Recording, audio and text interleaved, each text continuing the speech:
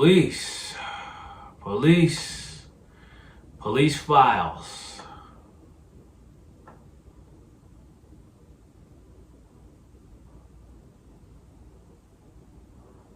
Doing something like that. She's super intelligent. I can't.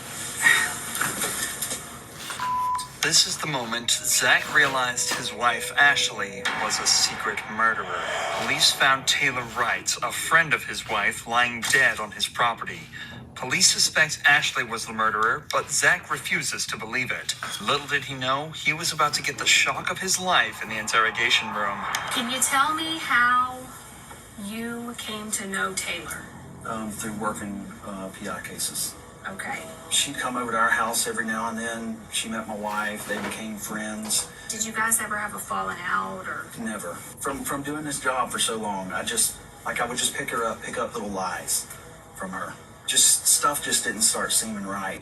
She would disappear for days that you couldn't get her on the phone. Greg and I would try to call her. You couldn't get her on the phone. Taylor had been known to go missing for days at a time, but this time was different. She hadn't been seen for over a month before she was found. Early on, cops believed her disappearance was nothing out of the ordinary, but she'd left everything at home, and what little texts she sent to her friends were in language she wouldn't normally use. Now, this sounds crazy. It just sounds crazy. And none of it's really adding up neither. I mean, I'm sure now you've read the news and everything. Yeah. You kind of know the date you were talking about. Have you had a chance to go back and pinpoint where you were on the 8th of September? On the 8th of September? It's very, I can't remember, but I've tried to do the very best I can so I can tell you all the best I can. I went to the bank yesterday to pull my statement. I know I ate lunch at the seafood place at 9 Mile in Pine Forest. I ate there, and I remember eating by myself, and I remember Ash not being able to make it because she was tied up with work. Taylor was last seen on the 8th of September, so Zach attempts to recount what he was doing that day. Given that he used his debit card to purchase food in the area, it's likely that his story is true. What's interesting, though, is that he mentioned he was out on his own as his wife was busy with work. It seems that he fully believes this to be the truth. And while he knows his wife has been questioned about the murder, he doesn't know that she's currently the #1 suspect. The cops aren't trying to learn more about the case. They're trying to determine if Zach had a hand in the murder, or at the very least, turn him against his own wife.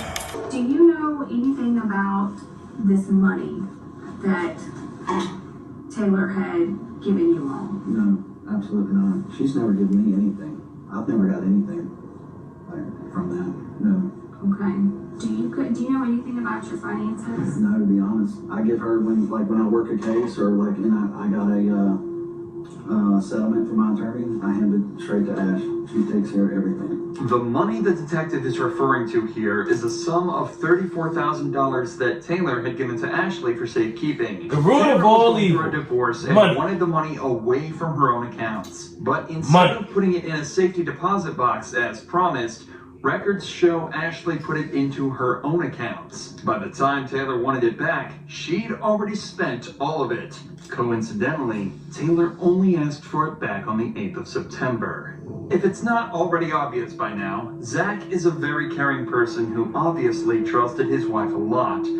So far, he's provided solid answers to where he was when Taylor disappeared and his involvement in the couple's finances, equating to almost none. But the detectives have to rule out any involvement whatsoever, so they decide to discuss where the body was found. Do you know anything about this money that Taylor had given you all? No, absolutely not. She's never given me anything.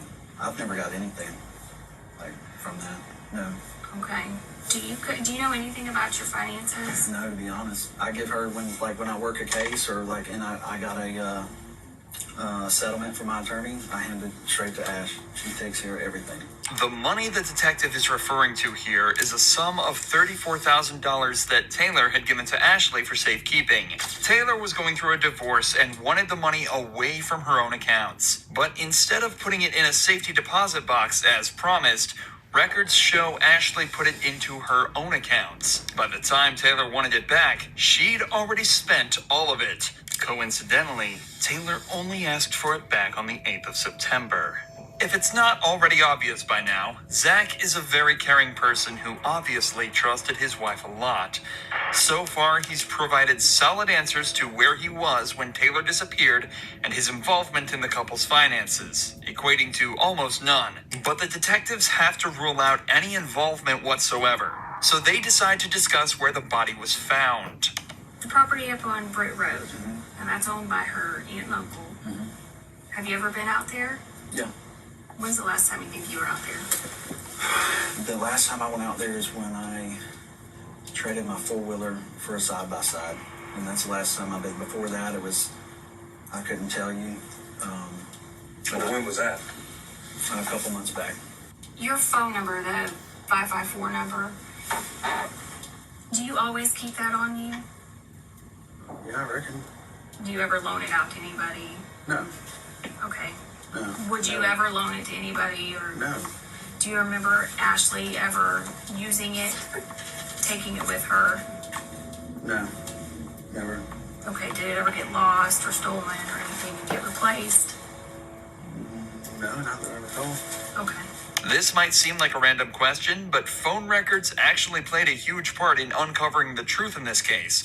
Not only did they show Ashley on the property Taylor was found dead at on the 8th, but they also showed Taylor's phone at a wedding Ashley attended the very next day. But Taylor was never seen at the wedding or anywhere else after that date. Detectives here are just trying to confirm that if suspicious activity was discovered from Zach's phone records, there would be no way to argue that it wasn't him in control of the phone. But remember, Zach still has very little idea surrounding the true nature of this case. He doesn't know how much evidence the cops have against his wife. All he's doing is defending himself and providing answers that'll hopefully solve the case. So given his compliance so far, the detectives decide to try and question him about some more physical evidence. Do you own any 9mm Yeah. handguns? What kinds? A Glock. Just one or Yeah. When I've got a lot of guns. So, a lot. I think one Glock 9. what model? 19. 19? Okay. Do you know how Taylor died? For Ackerman told me that the girl was shot, and he heard that from Mulchan. So Ackerman told you and he got it from Mulchan? Yeah. Okay. And did he elaborate on anything else? He just said that they thought the girl was shot. Okay. Did you ever buy Ashley a gun or anything of that nature? Man, over the years, yeah. Yeah. I bought her a 380 one time. What kind? PPK. Okay. And does she carry a firearm? I haven't seen her one in quite a while. Not at all. Mm-mm. Do you own a 38 airweight? Yes. And she used to, that's the last thing I ever remember seeing her with was a 38 airweight. And that was, I haven't seen her with that in I don't know how long. I mean, I'm interested. Did you kill or participate in the death Absolutely of... not. I would Whatever. never this question. Okay. Go ahead. Did you kill or participate, or do you have any knowledge? Zero, Jason. Absolutely none. I don't want to be nowhere near it, nothing involved with it, nothing. I know nothing about it.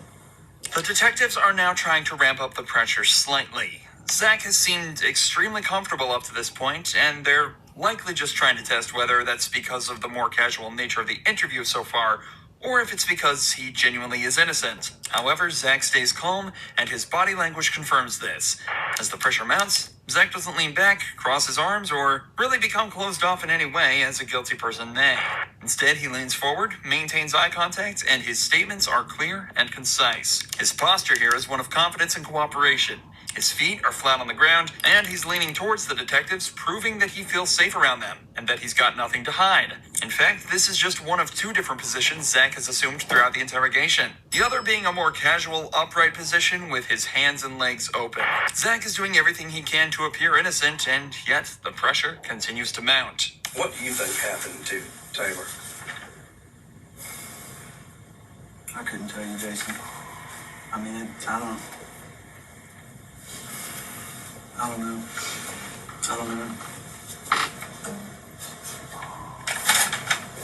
I mean, nobody deserves to ever get anything happen to them like that whatsoever. I don't know, buddy. I don't know what happened to her. And, I'm asking you,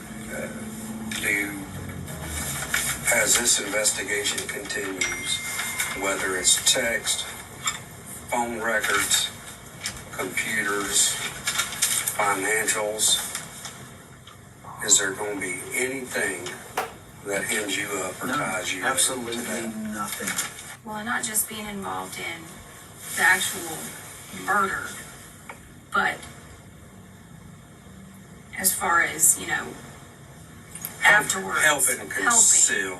If any person in this world was like, hey, Zach, come help me do something, I would run from that mother as fast as I could. Well, I mean, hell, it's all over the news. Yeah. You've read it. Yeah, I've read it. Right. I've read it, and I'm And I mean, trying to swallow it and figure it out. I mean, it's like, it's terrible. but you've read it, so you know at least some of the details. Just based upon that and your knowledge of the job that we do and the job that you used to do, what's your thought? Feelings aside, Just logically. I can't see her doing something like that. I mean, she's super intelligent. She's got a master's degree. yeah, or is it master's or I don't know, one of the two. And that's just sloppy. I mean, that's sloppy.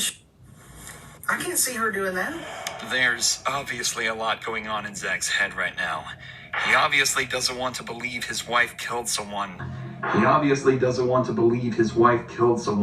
But his years of experience as a PI, coupled with all the evidence against his wife, logically have to be convincing him otherwise. Not only were there the bank statements and the cell phone records, but Ashley would...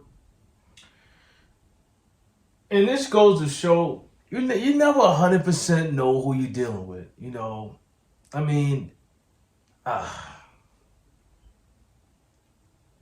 what the heck is going on these days?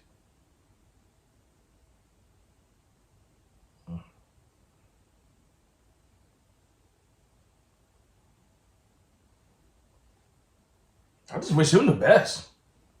He's really nice. Yeah.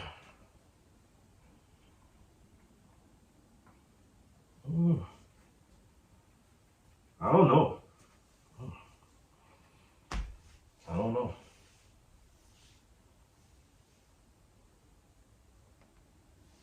was even caught on camera at a hardware store, purchasing the exact same type of cement that was used to fill Taylor's grave. At this point, though, the detectives have seen all they need to. Zach takes a minute to discuss a few things with his lawyer, and he signs a search warrant allowing them to obtain all his cell phone records. Eventually, Zach is cleared of any wrongdoing and is allowed to return home. His wife, however, was a different story. We, the jury, find the defendant, Ashley MacArthur, guilty of first-degree premeditated murder with a firearm as charged in the indictment. Ashley MacArthur was sentenced to life in prison with a mandatory sentence of 25 years and is now serving her time away from her husband behind bars.